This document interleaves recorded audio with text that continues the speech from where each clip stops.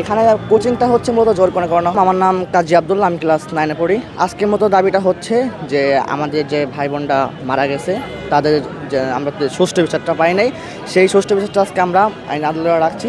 আর হচ্ছে আমাদের যে কলেজে যে সিসিটিভি ফুটেজগুলো আছে সেগুলো লুকানো হয়েছে, সেগুলো যাতে আমাদেরকে দেখানো হোক। আর আমাদের স্কুল বা কলেজ কর্তৃপক্ষ থেকে যাদের বাসায় নিহত হয়েছে, আহত হয়েছে, তাদের বাসায় লোক পাঠানো হোক, তাদের দেখানো হোক কী অবস্থা। আর আজকে হচ্ছে মূলত আমরা আসছি, আমাদের বন্ধুরা আছে, আমার বন্ধুর বোন, আমার বন্ধুর নাম সামিন, আর আমার বন্ধুর বোনের নাম হচ্ছে মারিয়াম উম্মে আফিয়া। ও ক্লাস 3-তে পড়ে। সো ও 21শে জুলাই মারা গেছে। সো আজকে আমরা এই দাবি নিয়ে আসছি। আর আমাদের হচ্ছে আমরা সকালবেলা যে আসছিলাম, আমাদেরকে coordinator sir Abdul Mamun Kanak sir আমাদেরকে 100 জন প্লাস স্টুডেন্ট ছিল, আমরা আসছিলাম, কিন্তু স্যারের একটা দৌড়ে নিতে সব প্লানটা চলে গেছে। আমরা এখানে 60 থেকে 8 জন আছি, আমার ফ্রেন্ডও আছে এখানে।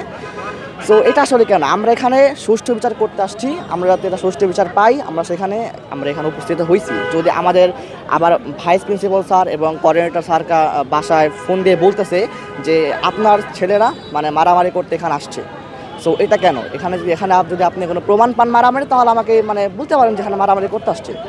যদি মনে করেন এরকম মিথ্যাবাদী মিথ্যা কথা বলা হয় গার্ডেনদের কাছে, তাহলে আমরা তো স্যারের কাছে কোনো শিক্ষা পাবো না। আমরা তো এখানে শিক্ষা নিতে আসছি, যদি মিথ্যা শিক্ষা নিই তাহলে সেটা হয় না। আসলে আমাদের আমরা চাই যাতে এই সকল বিষয়টা যাতে আমাদের স্যাররা সঠিকভাবে নেয় এবং আমরা সুষ্ঠু বিচার পাই।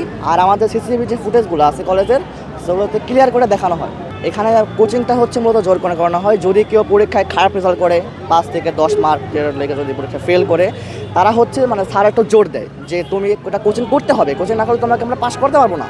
সো এটা একটা বিষয়। আর হচ্ছে আমাদেরকে যে কলেজের যে মাসে যে পরীক্ষাটা হয়, মাসিক টেস্ট, সো সেখানে হচ্ছে আমাদেরকে অনেক টাকা ফিস নেয়।